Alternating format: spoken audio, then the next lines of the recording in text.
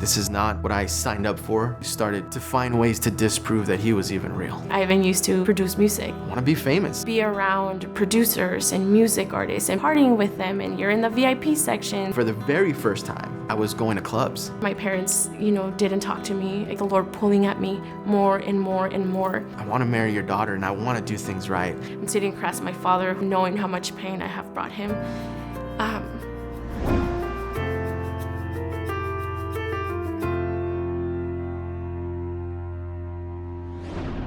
I was very mad because I said, God, how could you allow people that you claim to be your followers to do these things to me and to treat me this way? This is not what I signed up for. I gave up on the church and I gave up on God. And I decided to leave the church. I actually started to find ways to disprove that he was even real, but still wanting to be with Martha. So I would still see Martha and I would tell her, hey, look, you can go to church. You can do what you want and keep going if you like, but I'm no longer there.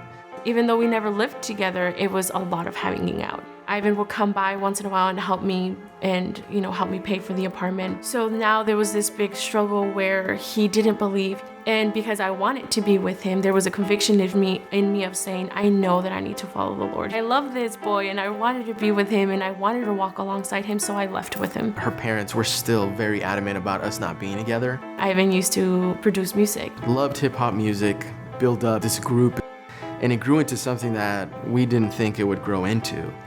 And it put us in an environment that was very different from what I was used to.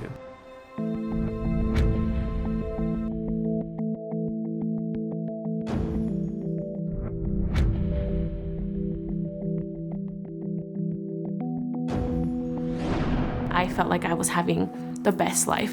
As a 18-year-old who had just graduated high school, had her 18-year-old looks, living on her own, had her own car, had her own job, got to be around producers and music artists and pretty big music artists, and now you're partying with them and you're in the VIP section, being treated like royalty, and you have bodyguards and you're traveling, and felt like just a reality that couldn't be true.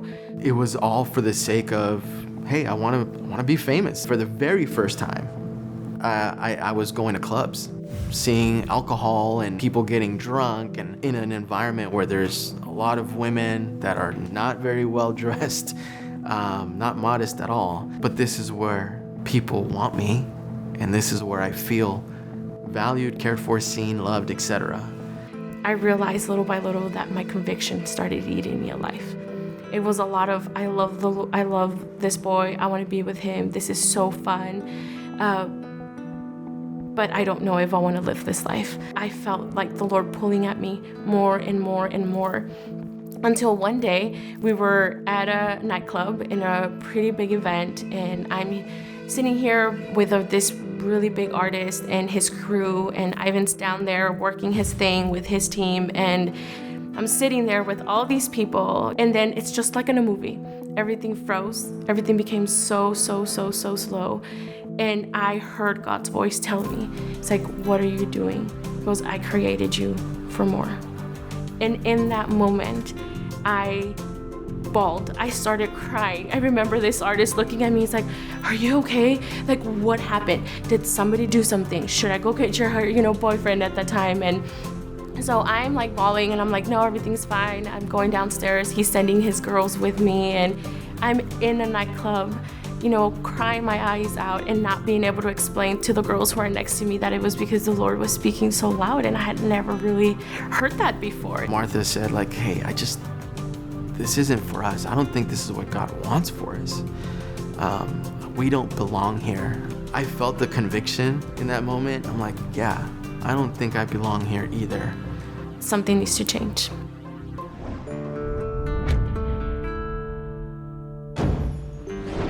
So he said, okay. He goes, I love you. I want to be with you. Let's do this right. If we're going to get married, and if we want to be together, which we did, then let's make things right, at least with your parents. Because of that year, my parents, didn't talk to me. They didn't know what to do with me, and they thought that was the best way. But I called them and I said, hey, I know we're not in the best terms. I was like, but I love you and we want to work this out.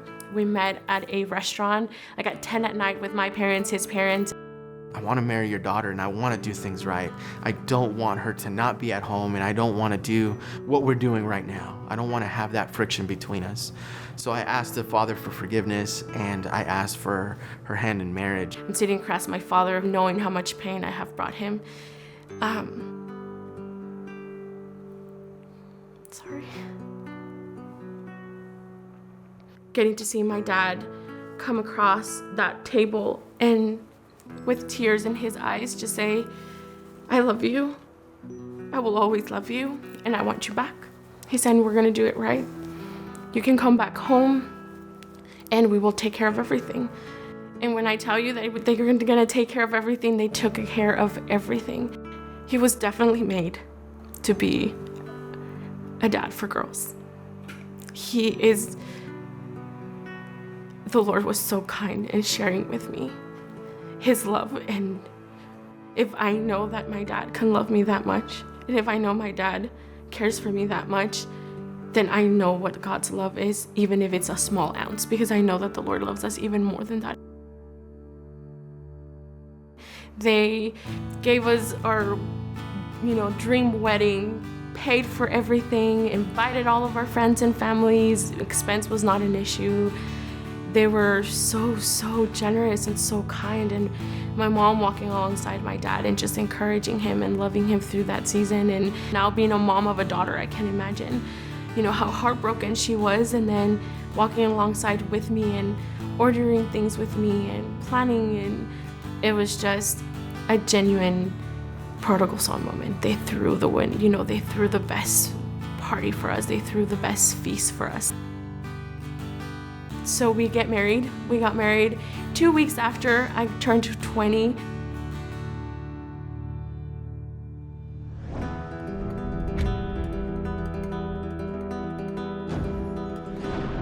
I kind of felt, hey, my life's gonna get back in order now.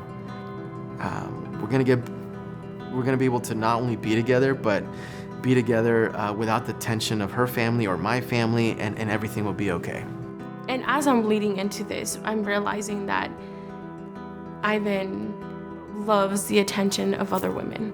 It was an issue that we kind of started to see, and I started to realize, but again, because my eyes were so fixated and he was going to be my savior, and he could do no wrong, and hey, it's worth living with it. It's worth not kind of having to fight over it, even though we did fight all the time about it. It was something that, as we got closer to getting married, it just became more and more apparent. It had been an ordeal. So I'm going into marriage thinking, hey, this is it. This is what I have been fighting for. All the pain and the frustration and everything that I have felt till now, this is gonna fix it. That's it. I remember the first couple of years of our marriage, pornography wasn't a huge issue. And then it started up again. I was living this double life, so I was always convicted of it, and I would just always feel I would go to bed with shame and just guilt. And I remember that slowly that also turned into fear, because I'm like, at some point she's gonna find out who I am. At some point she's gonna realize that I'm not her Prince Charming or the guy that she thought I was. All my lustful issues really started carrying over into just my everyday life. And realizing little by little that there was moments of, hey, I'm gonna be out late, or my phone is always with me, or just takes it with him wherever he goes. And there's moments where he would get calls or text messages and he would step away or would lean his phone the other way.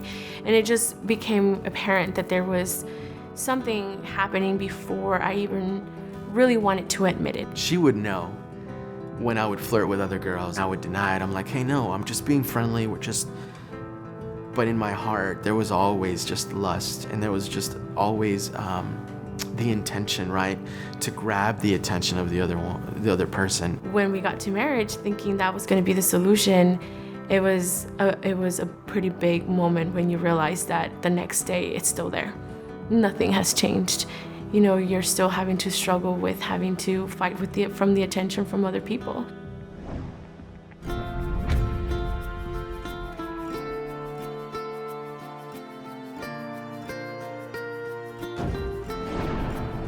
I was a very selfish and prideful person. And I dragged my entire mess into our marriage. It was a lot of me asking the question, sometimes not even asking, just accusing. And it was a lot of back and forth. And him, making me feel like it was me, I was the crazy one. It's all in your mind. You're very jealous. You're trying to control. Martha would see me. She would ask, like, hey, I just saw you looking at that girl and staring at her. Is that,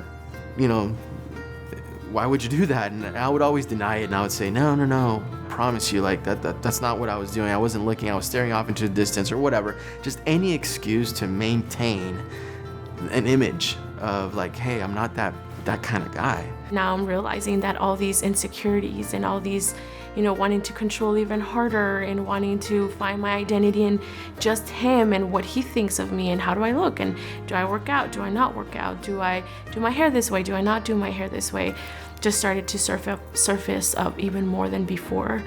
Now realizing because we're married, I was like, he can't go anywhere else, so what do I do now still wanting, or I can't even go anywhere else. What do I still, do now? What do I do now with all these, issues in front of us? A year and a half in, we started having kiddos, and the moment that happens, my attention now becomes all the kids. I'm a mom, I'm a stay-at-home wife, and gotta keep up with the house, keep up with the kiddos. And that even though there was no issue in our physical aspect of our marriage, it was just more of like there was no intentionality with one another. And now my new idol becomes my kids. And if their happiness and their well-being becomes the reason that I want to do things the way I want to do it, we are living like roommates. My wife and I were disconnected, being such a terrible father. I'm going back to church, but Ivan is not. Just felt very lonely. I let my guard down with this woman at work, quickly escalated.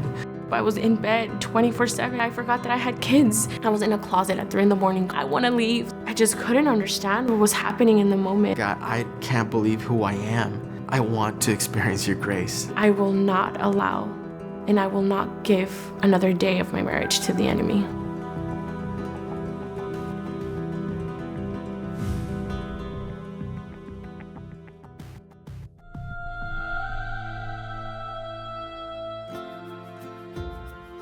God is love, and love comes from God. In 1 John, the Bible tells us that God is not only all-loving, but that He actually is love itself.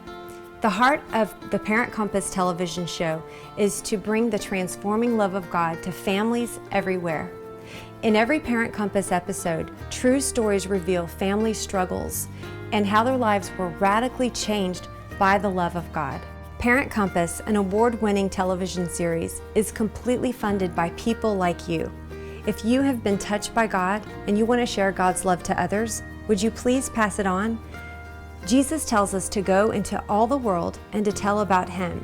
With your donation, you allow us to take this television show into many different nations and in many different languages, free of charge.